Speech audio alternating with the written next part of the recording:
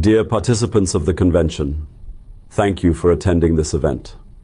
With Israel's brutal assault on the people of Gaza, slaughtering of thousands of children, women, journalists, doctors, effectively a genocide of the Palestinians, disturbance in international maritime waters, and continued war in Ukraine, the world is heading towards a grave international crisis. Pakistan is also embroiled in internal conflict never seen before in the history of Pakistan.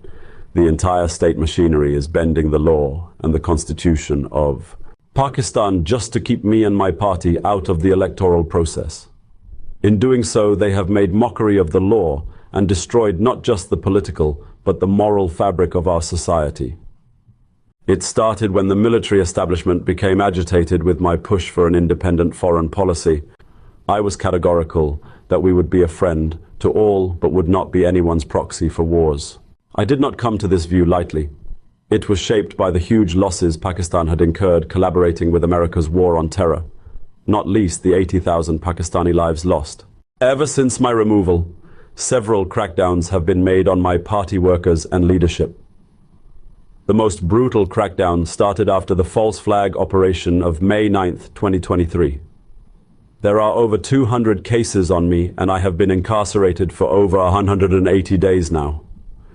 Women workers have also been jailed, most of whom are mothers and housewives. This scale and nature of the state's attack on women has never been seen in our country. Under the grand scheme hatched in London, I and my party are to be kept out of the electoral process. When all else backfired, now through a botched judicial process, our election symbol has also been taken away, leaving our candidates to run as independents under hundreds of different symbols. This continued political disturbance in our country has wrecked the economy and alienated our regional friends.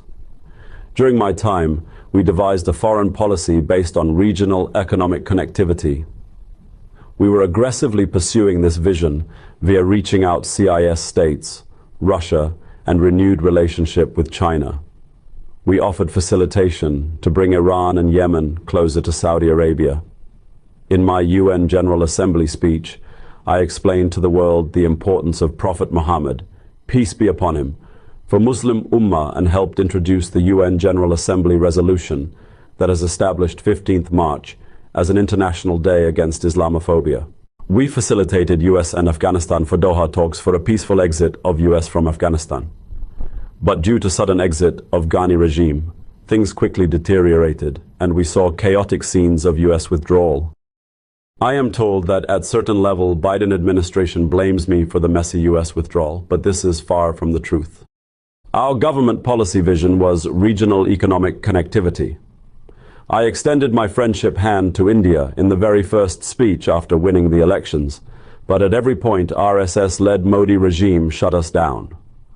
And after the illegal alteration of the status of Indian-occupied Kashmir and its transformation into the world's largest open prison by a belligerent Modi regime, it was clear that their intention was not normalization. Kashmir is a cornerstone of our foreign policy, and we took a firm and principled stand on this issue despite the challenges. Despite pressures, Pakistan went ahead with withdrawal of ambassador to New Delhi, relaying a clear message that normalization of relations was contingent upon peaceful resolution of Kashmir dispute.